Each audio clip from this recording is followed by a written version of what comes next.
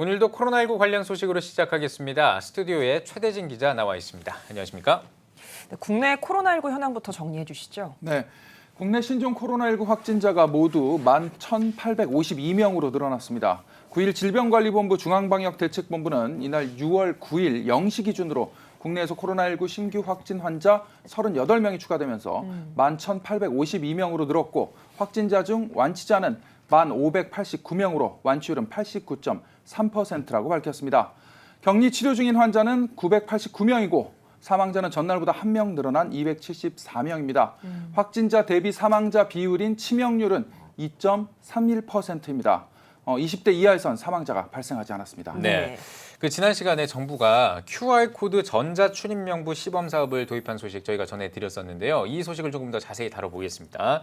정부가 지난 1일부터 시범 도입했다고요? 네, 종교시설, 학원, PC방 등 다중이용시설을 중심으로 코로나19가 확산하자 정부는 역학조사의 원활한 진행을 위해 QR코드를 이용한 전자출입명부를 1일부터 시범 도입하고 있습니다.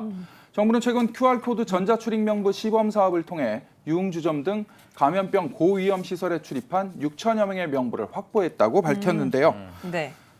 1일부터 6일 자정까지 시범사업 지정시설은 16개 업소에서는 3,170명의 출입 기록을 확보했고 그 밖에 자발적으로 참여한 287개 업소에서 2,881명의 기록을 수집했습니다. 중앙재난안전대책본부는 8대 고위험 시설의 전자출입명부 제도를 반드시 도입하겠다는 방침입니다. 네, 시설 운영자들의 혼란도 좀 불가피해 보이는데요. 그러면 8대 고위험 시설은 어떤 곳을 의미하는 건가요? 네, 화면을 보시고 설명해 드리겠습니다. 네. 헌팅포차, 감성주점, 클럽 룸사롱 등을 말하는 유흥주점, 단란주점, 콜라텍, 노래 연습장 등을 말합니다. 또한 줌바, 태보 등 단체로 격렬하게 운동하는 실내 집단 운동 시설과 실내 스탠딩 공연장도 8대 고위험 시설에 포함됩니다.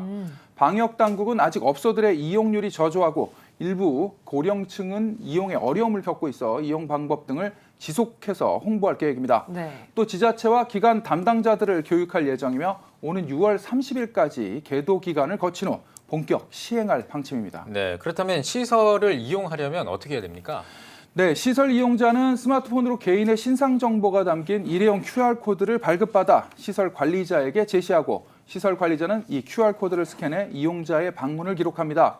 이용자의 개인정보와 방문 기록은 QR코드 발급 회사와 공공기관인 사회보장정보원에 분산 관리됩니다. 역학조사가 필요할 때만 방역당국이 두 정보를 합쳐 이용자를 식별하게 되는데요. 수집된 개인 신상 정보는 4주 후 파기합니다. 네. 그런데 이런 QR코드 같은 전산관리 시스템은 사실 코로나19 초기에 일부 교회들이 도입한 걸로 알고 있거든요. 네, 맞습니다. 코로나19 확산 초기 연세중학교에 성도 등록증과 바코드를 활용해 해당 인원의 좌석과 주위 사람, 동선을 파악했습니다. 네. 예배당에 들어갔을 때 의자마다 일정 간격 스티커를 붙였고 그 자리에 교인이 앉으면 예배위원들이 의자에 설치된 바코드를 체크합니다. 바코드와 교인들의 등록증이 연동돼 교인들이 앉은 자리가 교회 전체 통제실에서 파악합니다.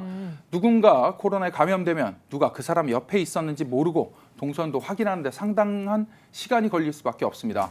그러나 연세중학교의 경우 역학관계를 조사하는 일이 생기더라도 시간과 비용을 절약할 수 있도록 했는데요. 일부 교회에서는 코로나19 확산 초기부터 이와 같은 전산관리 시스템을 도입해 방역과 예방에 앞장서 왔습니다. 코로나19 확산의 심각성을 인지하고 민간 차원에서 도입된 전산관리 시스템을 이제는 정부에서 참고해 도입하고 있는 겁니다. 네. 네, 조금 더 빨리 도입했다면 어땠을까 이런 생각이 들기도 합니다.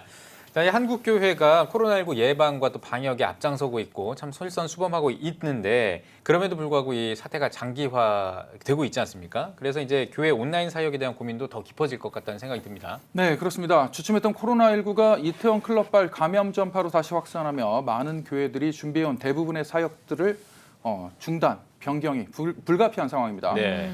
교회들은 성경 공부, 구역 예배, 신방 등 대면 사역의 경우 온라인 시스템을 강화하는 방향으로 변화하고 있습니다. 예. 여의도 순복음교회의 경우 주일 예배당 출입 시 1m 이상 거리 두기, 발열 체크, 성도 등록증 확인 등 방역 지침을 준수하며 생활 속 거리 두기를 실천하고 있습니다. 네. 현재 온라인과 오프라인 목회를 동시에 유지하고 있는데요.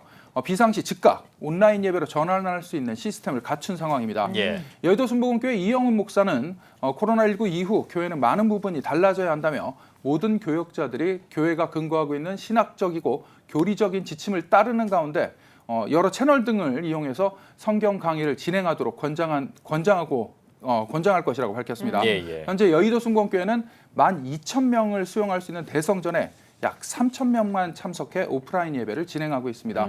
이 밖에도 대부분의 교회들이 온라인 사역을 강화하며 체계화를 위한 노력을 이어가고 있습니다.